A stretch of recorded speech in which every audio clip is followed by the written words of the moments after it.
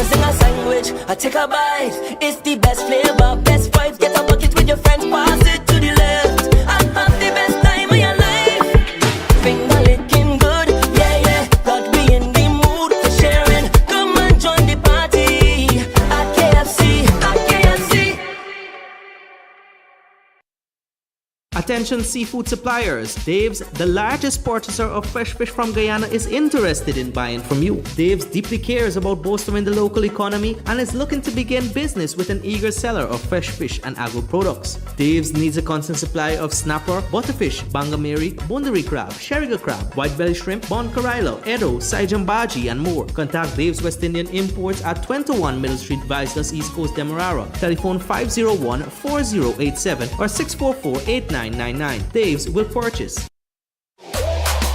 It's here! Igloo Ice Cream Fruit Bars. 4 mouth-watering flavors. Mango, pineapple, strawberry, and soursop. A beautiful combination of real fruit and igloo ice cream. Go old school with fruity popsicle. Classic flavors and refreshing goodness. Available at Igloo outlets and all your favorite shops.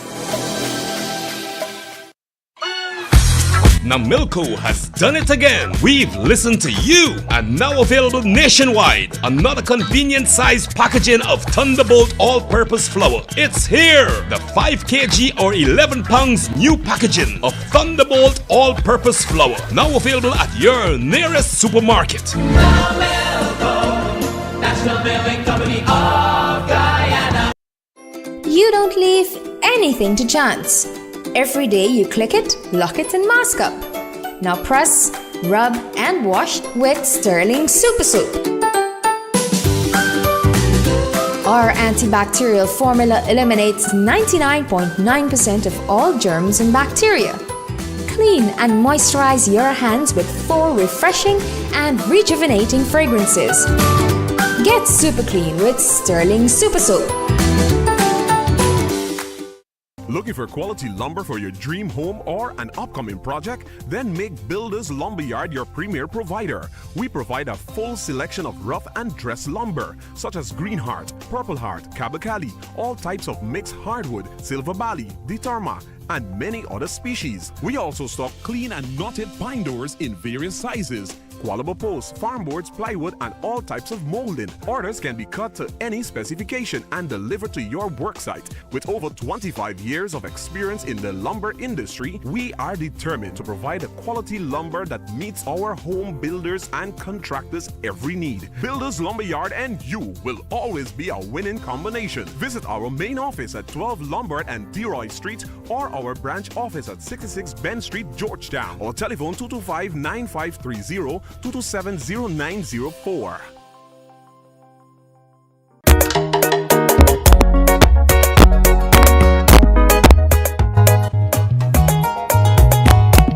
Well, good evening once again. It's Tuesday, February 10th, 2026. I'm Sean Devers, welcoming you to another program of the Sean Devers Sports Watch. On this program, we talk about the World Cup and West Indies cricket. Our guests are Guyana and the West Indies. Can't forget Berbice. Captain Alvin Isaac Kaieteur, and we've got with us also on the program Trinidad and Tobago and West Indies fast bowler Tony Gray. And joining us from 8 o'clock, we'll have the US-based fitness trainer Basil Butcher Jr. This program comes to you with the compliments of Dave's West Indian Imports, KFC, Finger Licking Good, Namalco, Survival Supermarket. Now remember, they've got a new branch in Diamond, and Builders Lumberyard and Sterling Products Limited. Good night, everybody, looking and listening at this program. In the news tonight, well, we already know, for those who don't, West Indies beat Scotland by 35 runs. West Indies 182 for 5. Hetmeyer 64, King 35, Rutherford 26, and Powell chipped in with 24. They bowled out Scotland for 147, with Guyanese medium pacer Romario Shepherd taking 5 for 20, including the first hat trick of this year's tournament, and that's in the ICC T20 tournament presently going on in India. And Sri Lanka, Jason Holder bagged 3 for 30. Well, England, they beat Nepal, and Scotland beat Italy. So Scotland has played 2 matches, they've lost 1. England have won their only match. West Indies have won their only match. And tomorrow morning, 9:30, the 2 big sides in Group C clash. West Indies versus England from 9:30, as we said.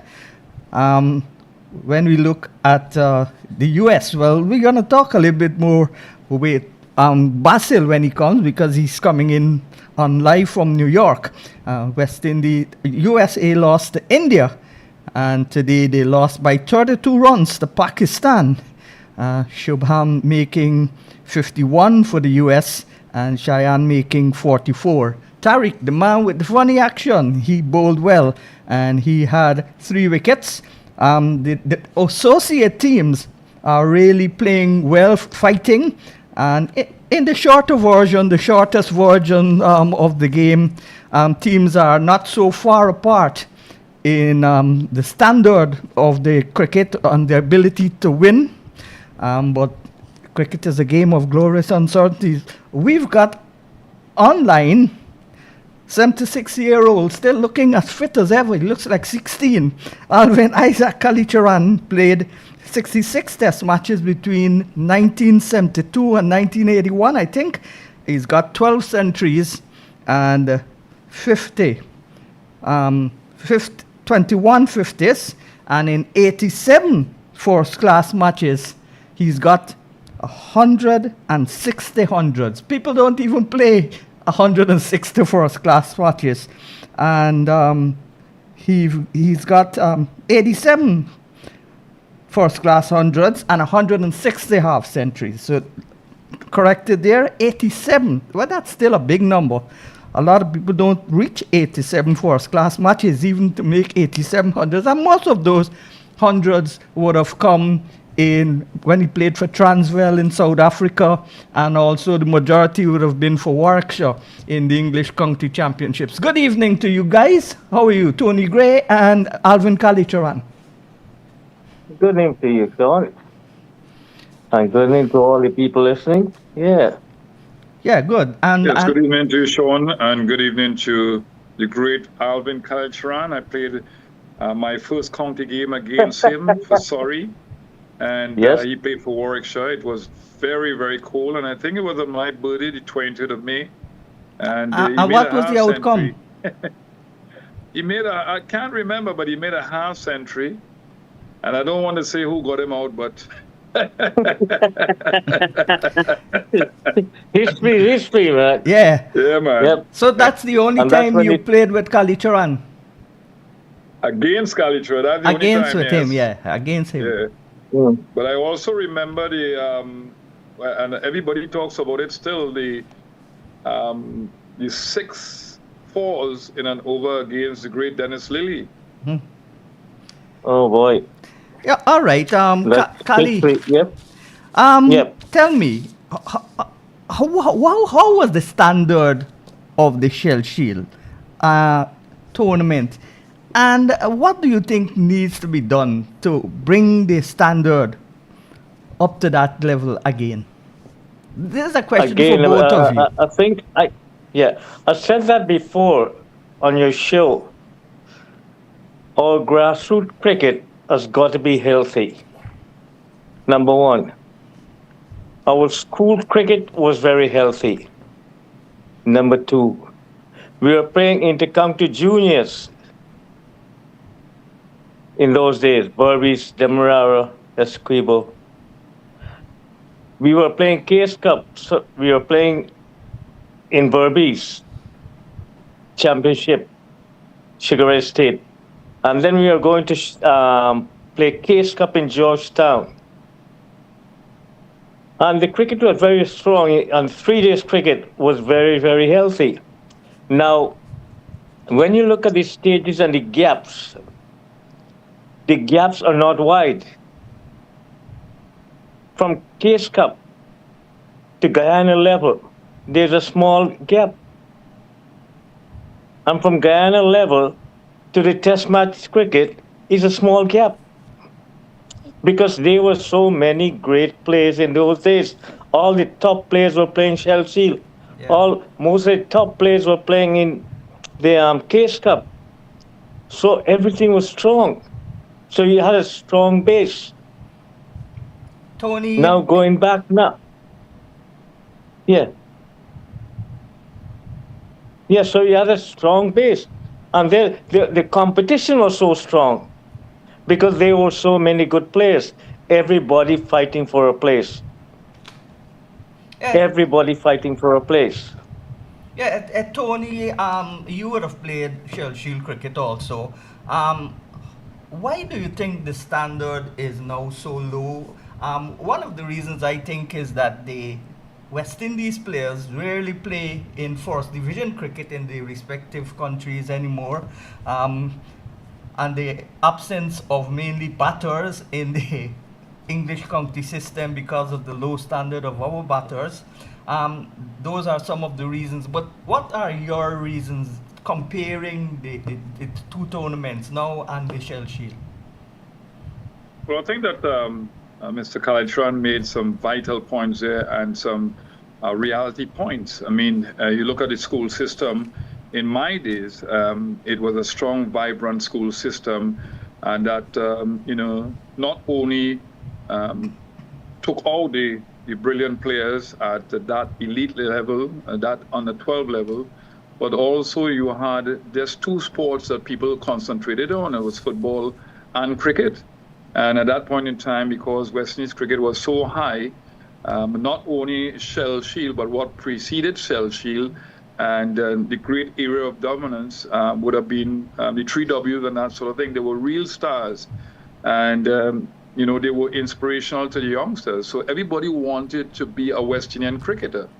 And there was an influx of a lot of good systems too. I mean, West Hall on the 15 or on the 16 and on the 19 was a part of the whole cricketing landscape in Trinidad and Tobago that unearthed a lot of talent. The late Rajid Anand, you had the late Inchanali, all types of really good players, and the school system was vibrant. We came from that on the 16th. Right, all that's of us. right.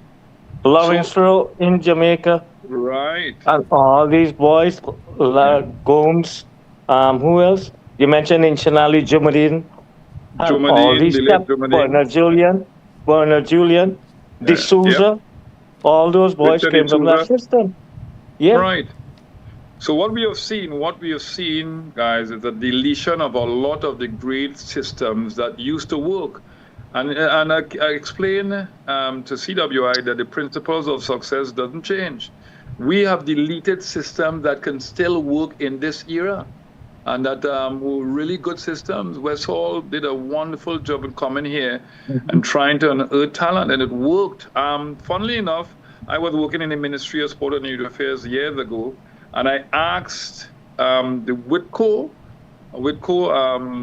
company that sponsored that tournament for any documentation so we could follow it. But there were no documentations at all. So we have a starting over syndrome, and we have not been able to capitalize from the systems of the past. That's the sad truth. Well, Tony can tell you that. What we had, Tony grew up in that a little bit. He had half of that. But what we did, we had so many great players, the role models. We were hungry to have role models. From Gary Sobers, Gary Sobers, to Wes Hall, to Rowan Kanai, to Lance Gibbs, to Clyde Walcott, to Everton Weeks. All these great players we look up to. And the older ones, I even know Larry Constantine. I went to Jamaica to play, and the first person I asked to meet was George Headley, because I read his book as a kid. Well, in fairness to this generation, there's still the Sir Garfield Sobers tournament going on in Barbados, and that's going on for years and years. we talk about captaincy, the level of captaincy, leadership. You were one of 7 Guyanese to captain the West Indies. What was it like captaining a West Indies team? What were the challenges of people from 5 sovereign territories, different cultures, and so on? We didn't have that problem. We were hungry to play, just play and get picked, you know? And to be captain of the West Indies team, that's one had a young team. But let's go back to the great captains like what he had from Gary Sobers, fall down to Ron Paul, and then Clive Lloyd, who became the most successful player, captain we had ever had. But the respect we had for our own cricket individually. All right, we've got you here, so we want to ask you a little bit about your days playing cricket. In 1980, when you went to New Zealand, you played, I think yourself and Desmond Haynes were the leading run scorers for the West Indies. And after that, we started the 15 years of dominance. But we lost that series in New Zealand. Tell us what are your memories about that series?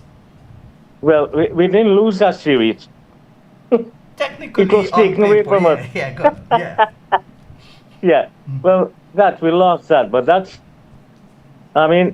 what happened to it was a very bad series in New Zealand. Number one, when you finish a series in Australia, and then we had a triangular one-day series, mentally you're tired. And to take the place to New Zealand then, and then the way the cricket was being played in New Zealand, decisions. It seemed the umpires were mentally tired also, especially more than that, yeah. Yeah, so all of that. So it didn't take long to upset players. You know what I mean? They were never afraid. So it didn't take long. But it's not an excuse. But it was just a bad series. Just a bad series, that was. And that was the series when Michael Holden kicked out the stump and Colin Croft accidentally ran into umpire Goodall. Allegedly.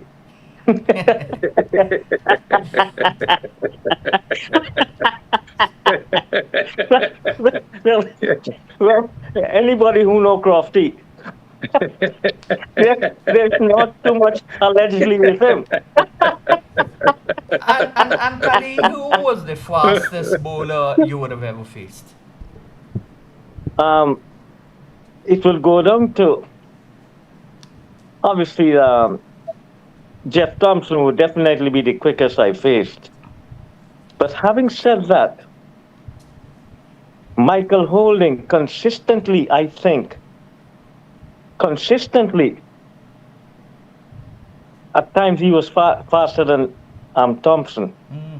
And for us to play in that domestic season then, you had him in Jamaica, you had Andy in Antigua, come back to Barbados, had 150, you know. And back in those days, Barbados, Jamaica, all of those grounds, the pitches were fast, hard like a rock. No. There's only one slow wicket. Trinidad. Yeah. Barbados was. What about Border? Border was a batting paradise. You can bat. Oh, no. You can bat there. He doesn't. Yeah. Yeah. Jamaica was the quickest wicket we ever had. Barbados, those two. And to be facing those bowlers, I tell you what, when you face those quality of bowlers, and then we had to face them before a test series starts, well, how many opposition team has got that quality of bowling? That's right. Huh? That's right. Yeah, so batting becomes easy. And because you grew up with that, we grew up on that diet of fast bowling. And you go to Trinidad, we had top spinners. Right. Yeah. So our cricket, it developed your all-round cricket ability as a player, as a batsman. It develops you in Well, Trinidad when you're stunning in those days. I mean, you go back to the first one, Willie Rodriguez. You can go back. Mm-hmm. Willie was the, and then you had Inchan and Jumas and all these boys. So you're getting tested on every surface Imtiaz in Ali. the Caribbean those days. and you were known Uh, to be a superb batter both of pace and spin. I understand that you saw the ball rotating. You didn't read it off the pitch or from the bowler's hand. You saw the ball rotating. Is that true? well, I always say one thing when I'm speaking to kids. Look at the ball from hand to pitch to bat. That's where the ball comes from. So A lot of us we don't look at the hands. We don't look where the ball comes from. Hand, pitch, bat. And that means when I say hand pick it up, pitch, pick up length. Length is the key to batting. Length is the key. And that's what I can see that is very short now. and apart from And 2020 Tony will cricket, tell you, when Tony you, will tell you as a fast bowler. Tony will tell you a fast bowler. There's nothing worse when a bowler can't pick up the length. and apart from You know? 2020 cricket now, where technique is not so much a big criteria, you still got to know how to hit the ball and so on. But in Test cricket, our batsmen seem to lack that technique. What would your advice be to especially the West Indian batters?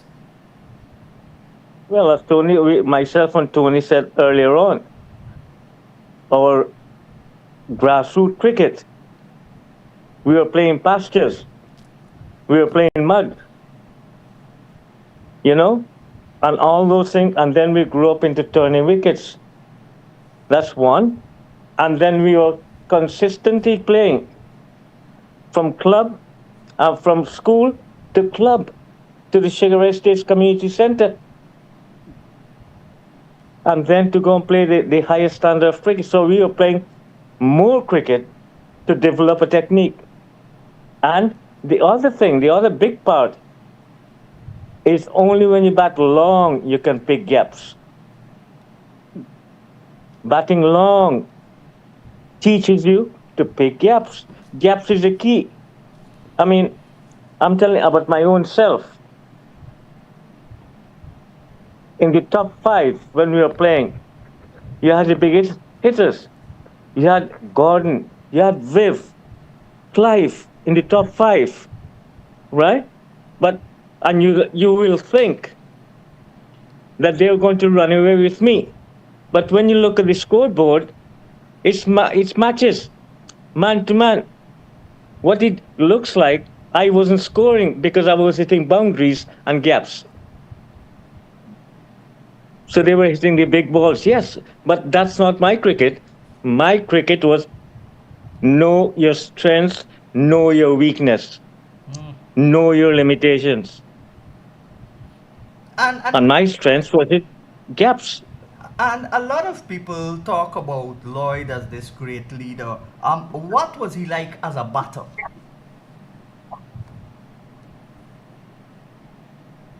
I mean, Lloydie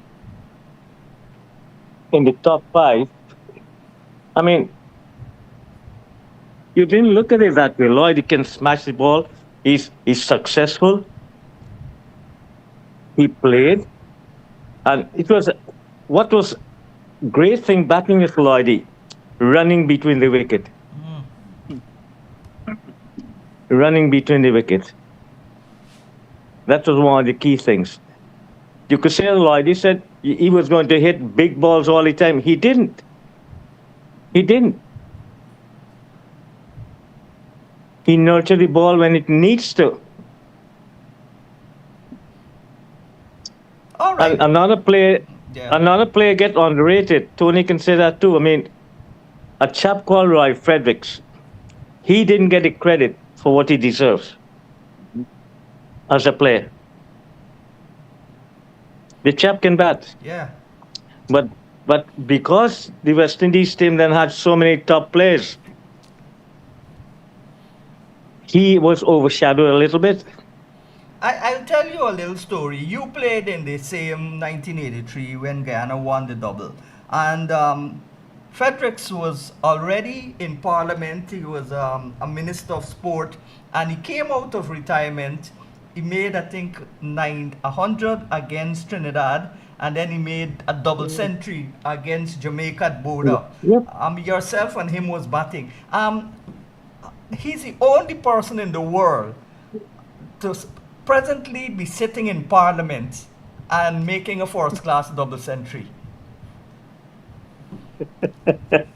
You're right, he was sitting in Parliament.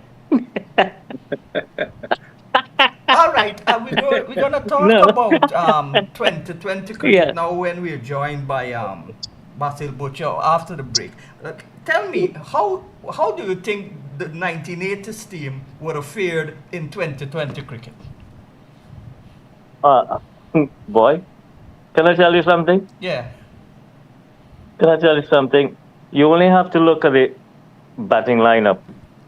Fredo, Greenwich, or Desmond, Viv, Collis King. Clive. Then you had Collis King coming up there. Right? Then you had Collis King coming up there. That 5. Then we had some good spinners. Andy Roberts, Michael Holding, Colin Croft, Joel Garner. Look at that spinner.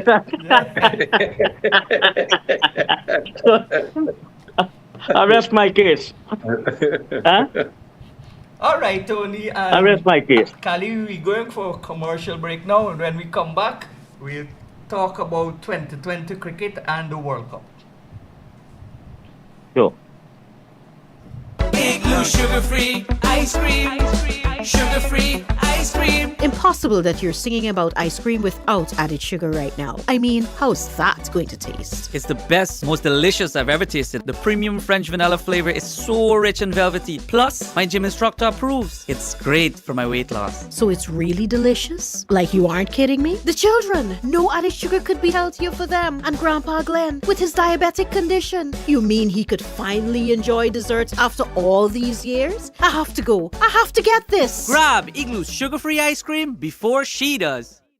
Dave's West Indian Imports is a wholesaler of all types of seafood with their own processing plant. Dave supplies supermarkets, restaurants, hotels, and bars. Place your orders now on telephone 501-4087 or 644-8999.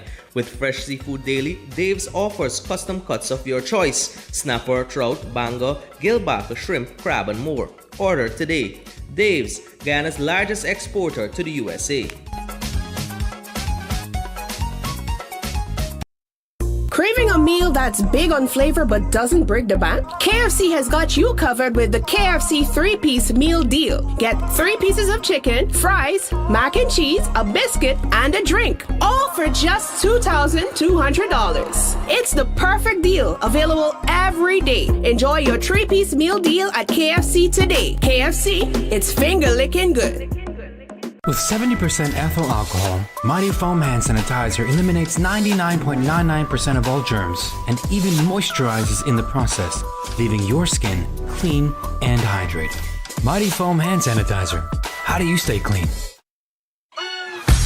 Now Milko has done it again. We've listened to you, and now available nationwide. Another convenient size packaging of Thunderbolt all-purpose flour. It's here. The 5 kg or 11 pounds new packaging of Thunderbolt all-purpose flour. Now available at your nearest supermarket. Now Milko, National Milling Company of Guyana.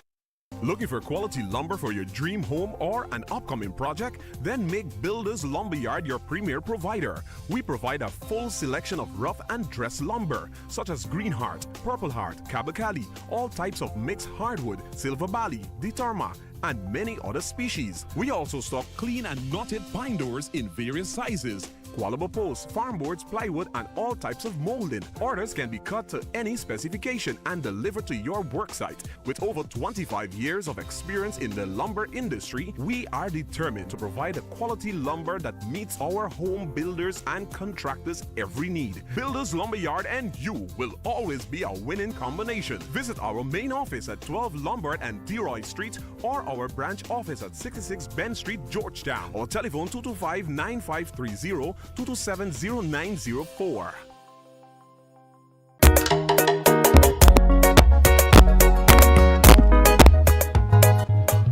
Yeah, well, welcome back to the Sean Devers Sports Watch. Just about a minute and a half to the hour of 8 o'clock. Remember, we're starting half an hour earlier than most of the programs in the past. We are now starting at 7:30 and going right up to 9 o'clock. We've got with us in the studio the veteran Alvin Kaieteur and former Trinidad and West Indies fast bowler. Both of them played county cricket, and those days, that was what helped West Indies. Cali, first, why do you think so very few West Indians, especially the batsmen, are not getting into county cricket? The only contemporary batsman, I know that Sarwan recently played, and that is before he retired, which was a long time ago, and Chandra Paul, the Guyanese. Why are not those players? That was our nursery, our ground where we learned and all those things, conditions and so on. That happened to all of us. Then I said the only three that went on was Brian Lara, Chandra Paul, and Sarwan to an extent. At that time, county cricket was very, very healthy because they had two overseas players can only play. And then to get in the different conditions, it developed us technically sound. That's one. Number two, the most important thing is batting every day. So you can afford to fail one day, but you have time.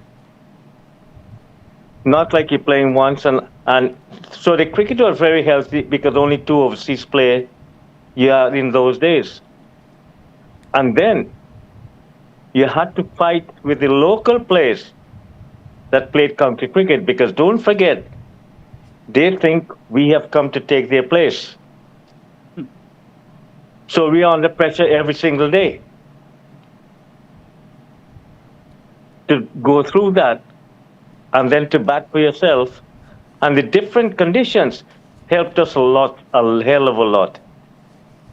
And all of us, from what you had just before us, you had Rohan Kanai, Gary Sobers as batsmen playing county cricket. Then came overseas cricket was open in county cricket. Lloydie. Oh, I must say congratulations to Sir Clive Lloyd. He's now going to be the president of Lancashire. Has any overseas person become a president of an English county? Not that I aware of, only now. Tony? The former Sri Lankan great wicketkeeper batsman Sangakkara was ICC president at that time, or one of those. I think he was president at Lords recently.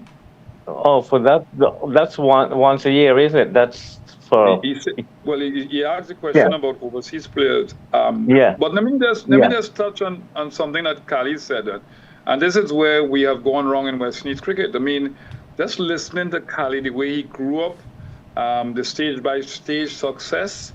We were not doing things intentionally. We were doing things unintentionally, and we were getting the success. And that's why I keep on saying research. What should be happening is that we should be talking to the greats and documenting the way they grew. so that we could repeat that type of system, because what happened was the perfect system that we had without understanding it. I keep on saying that if you bring back a team, and I said it during the cricket conference, 2 years ago at the Hyatt Hotel, I said, listen, if you bring back a team, if we had the God-given talent to bring back a team in this era, they will still beat people even in T20, because we went through the proper and perfect stages of development.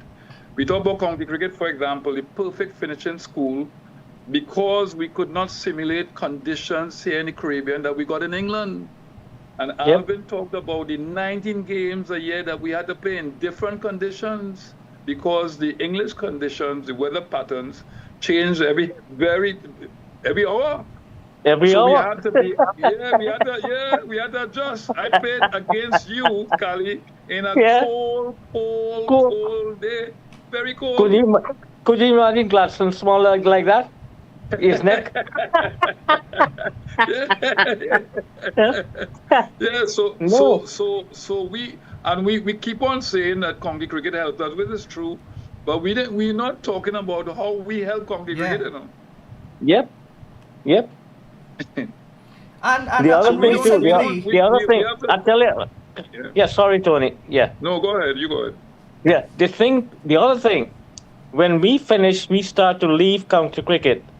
Most of us, the replacement were going to South Africa, Australia, right? That's right. New Zealand, because our players didn't have the workload, and these people put in the work. So the English people like that. They were hungry. That's right. Our players thought, being a West Indian, you're just going to walk in. Yeah. These people came and they worked. They were hungry. That's right. So that means that West Indies was discarded from county cricket. All right, we've been joined by Basil Butcher, the US-based Guyanese fitness trainer. Basil, I see the USA, they've lost 2 matches. They've played India and they've played Pakistan. And I call the US team the Pakistan B team or the Indian B team. India. Yeah, India B team. How was your thoughts looking at today's match against Pakistan from a US point of view? Okay, good evening to your viewers, your listeners. Good evening, Tony. And good evening to Sir Alvin, a man I've known since I was a little boy. Yep. Yeah. Look, the USA, what's interesting, the better associates can play with some of the best teams in the world. The difference is because they don't play enough high-intensity cricket at that level, they often seem to be making mistakes in the key moments. Look at the game against India before I get to Pakistan. That return drop catch off a Sky. Simple return catch. In my view, was the difference between USA winning and losing that game. Had he taken that catch, I don't think India would have made 100 runs because it was all bowlers left to come. And now you flip to today. At points today, because the USA team is confident against Pakistan. If you remember the last time they met in the World Cup, the US, they beat them. So there was no scare factor with them. But I just think Pakistan planned better for them. And they came with all of those spinners, all of the various varieties. And all of those spinners played a significant role in slowing them down. Because against the seamers, Afridi, for example, is no longer the bowler he was when he bowled at 145. He behaves like if he's still bowling at 145. And he needs to understand that he's now more like a medium-fast bowler and has to make adjustments in the way he's not going to blow nobody away. And when he tries to do that, he gets hit to all parts of the ground. And he got to make that adjustment in terms of his ego. But the Pakistan spinners were serious today, especially, you know, we know of him, Mr. Usman. Tariq. Usman Khan. Tariq. You know, I saw, is this a Pakistan thing? Because I saw Hanif do the same thing when Mohammed Hafiz, when he played in the CPL, stop and then bowl. Yeah, that delay. And you saw today one of the guys he bowled. How are you gonna move before Usman, who stops? He stopped and saw the guy walk outside there off stop and just bowled the ball behind his back. I mean, you gotta think of who you're facing, right? Yeah, I remember Basil and Alvin. I was saying that during commentary, I was doing CPL, and the first time I saw him, I said that how do you simulate it in practice to face somebody like that? Because remember, 1 second, and you know, Alvin would attest to this. 1 second is so important in batsmanship. So this long pause that he has is really Point, Tony. Taking the batsmen out of their comfort zone. Because how do you simulate and practice that? You have to have somebody doing that.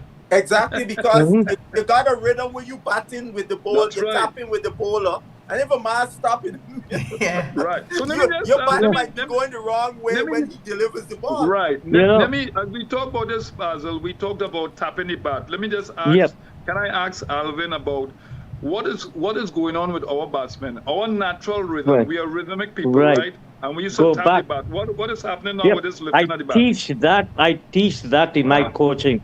Tap the bat. Tapping the bat gives me rhythm. Tapping the bat gives me rhythm. And then what I do when I tap the bat, I'm following the bowler. The bowler gives me rhythm. As he's falling, I'm following him. I'm tapping my bat to go with him. Exactly. Tapping. And so your body feels light. Shoulders feel light. Everything tight. You're relaxed. Momentum there. That's why we used to flick the new ball from off stump because our bat was down. Kali, how would you have played Tariq, who stops and bowls? I wish I could have bowled like that in my days. Stop and let the batsman show me everything he's doing and then bowl him down. Yeah.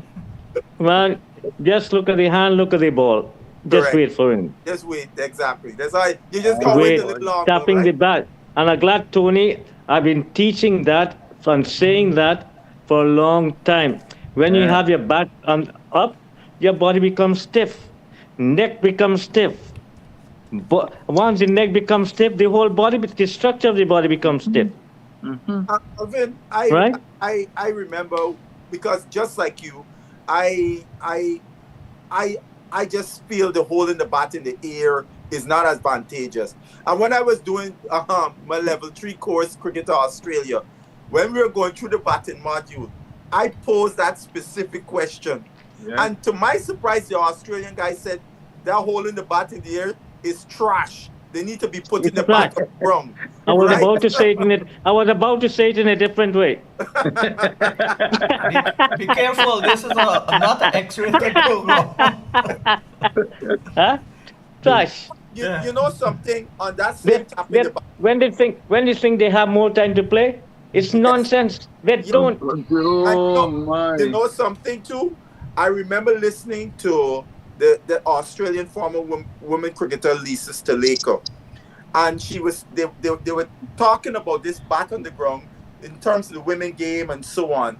And she said, from a women's perspective, they should be putting their bat on the ground because they could generate more power, right? Because the bowlers are not as fast as the men bowlers. Whereas because you got guys be bowling over 135, 140, and with these bats today, it doesn't affect them in terms of their power, right? And if you notice, you're starting to see more women cricketers going to the old school way of keeping their bat on the ground, tapping their bat. It gives you hand speed. Hand speed is the key. Hand speed. And this guy Ian Chappell made a point about it to Alvin. He said when you tap the bat, you can cock your wrist better with the Right. pull and the hook shot. Yeah. When you got the bat up But here, the risk is You get tough. choked. You get Yes. choked early. The other thing about that is that it again, Basil, you're saying the same thing that I'm going to say, the pull shot and the hook shot, because you're in a crouch position already. All you have to do is slide the back foot across, and that's what we have batsmen that average 45, 50, 50 something, 58, 57, and we're going to do things with follow batsmen. Graham Bush brought it up. He said it was designed to face the West Indian fast bowlers. Correct. Right, as a prelude to facing the ball. But my point is, if we had all these great players during this era of dominance and before the era of dominance, and they used to tap the bat, why have we changed? Simple. Yep. And you know, Tapping the bat is rhythm. That's right. Simple. Must be rhythm. And following the bowler. People, So yeah. I used to thank bowlers.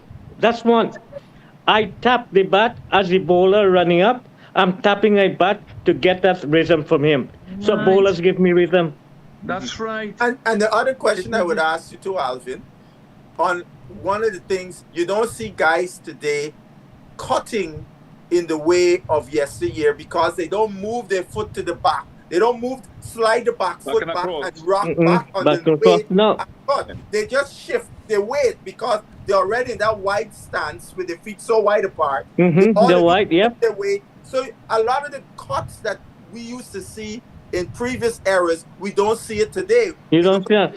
Guys, do you Feet think get that too has heavy. anything to do Feet, with the once- lack of once bounce you- on pitches in the Caribbean now? You beat us at Port of Spain. He said he got late cut at Port of Spain. Now this is Michael Oden at 22. Used to Yeah. bowl 90 something and got late cut. So not all the wickets in the West Indies was always fast. Like No, we Trinidad was No. slow. Trinidad was slow. Not all of them. Slow. Yeah. But it's a combination of things. It's a combination of the coaching now, the technical inefficiency of the batsman, the type of pitches you play on that will initiate certain Right. shots. All right, it's common Exactly. sense. I just sat the other day in the emergency meeting after we got bowled out for 27 against Australia. And I pinpointed to Sir Clive Lloyd. I said, listen, the batting orders during the dominant times, everybody batted in positions that suited where they came from. So after Gordon Reynolds, Desmond Haynes, you had Viv Richards, Richie Richardson, right? And then you had Sir Clive Lloyd. The ball got older. He was accustomed to that. And it's not because he couldn't play fast bowling, because all these guys could play fast bowling. But it was like the ideal type of batting position to suit the psyche of the batsman, the technical competence of the batsman, and the way they grew. So all this is research, and Yeah. Alvin is saying what we need to hear, but we're not documenting from the greats. No. Common sense. But, Yeah. but And Alvin would tell you too. Alvin would tell you he grew up in Barbies and them Boosie wickets. Oh, exactly. With your father. Until he come to Georgetown, he see properly Yeah. prepared wickets. Oh, you mean, man? What? Table That's right. cricket. Table Yeah, cricket. and that's why we could have scored runs in Trinidad. I never got bothered in Exactly. Trinidad Exactly. Yeah. Exactly. because I grew up on that diet, on the Exactly. boost wicket. Right. Yes. That's Huh? right. The old boy used to always tell me, he said when they came to Georgetown first, they had to get accustomed to this properly prepared pitch because in Barbies Yeah. and these Boosie wickets, you don't know if the ball turning right or left. But, so you Left, have to get exactly. close to the ball. You gotta You watch have the to ball be close closely. to You the gotta ball. watch the ball closely.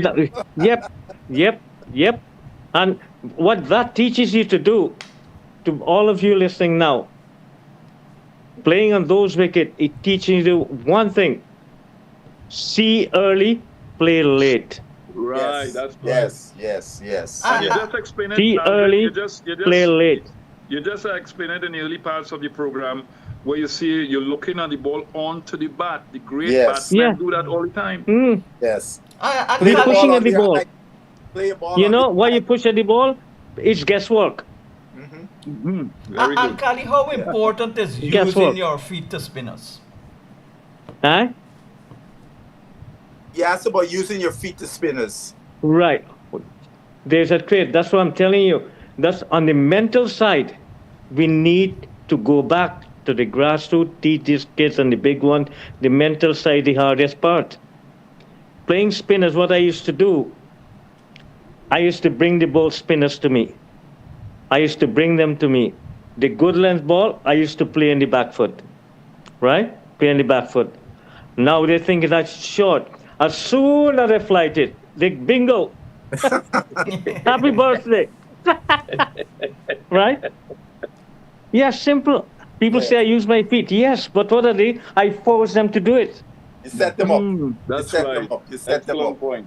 Set Excellent them up. point. The cat and mouse game again. Alvin, Yeah, I force them to do it. Alvin, Yeah, cat and mouse game. What you Yeah. just said there, in terms of mental part, the tactical things, I don't think coaches, and that's why people like you are so important as a coach, because those tactical things you could talk to a youngster to give them pointers how they could set up bowlers Yeah. in constructing the innings. It's not just going out and just playing shots. No. Manipulation. Manipulation, the same ball. Yeah. What I used to do personally, sometimes if things are tight, the same ball I play on the back foot, the same ball I get on the front foot. Right. Right. Same right. ball back. What I do now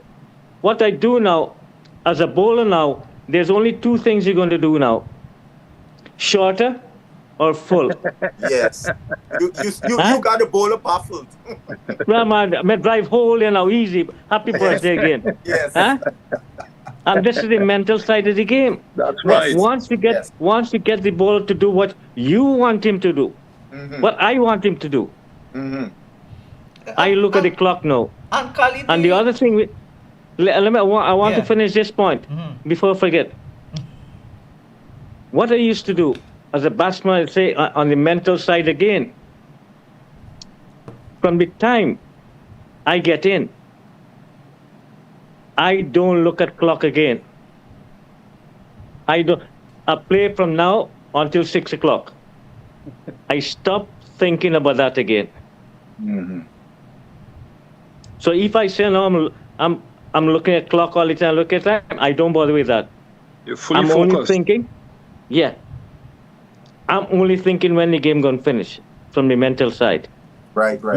Wow. So these are little habits, but important habits. Yes. Yes. Excellent point. And that's why I keep telling people they need us. You know, when we went to that dinner in Barbados, the whole of the West Indies team, they called us for meetings to have constructive ideas. We sit and spoke about all of this. They said they're going to call us. You know, they want people like us back to come back